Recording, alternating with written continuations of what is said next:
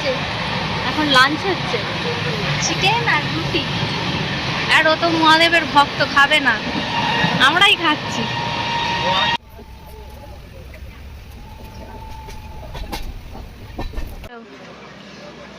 ভিতরে সমস্যা বাইরে প্রেম দাদা এসেই হাল্লা, আর আমার বর বলছে খাবো না বলে সবার আগে শেষ।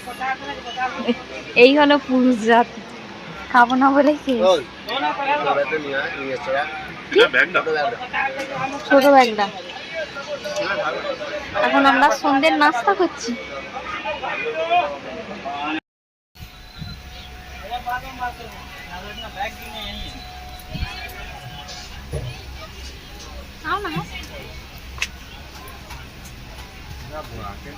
পুরো গোলে ফ্যানটা হয়ে গেল,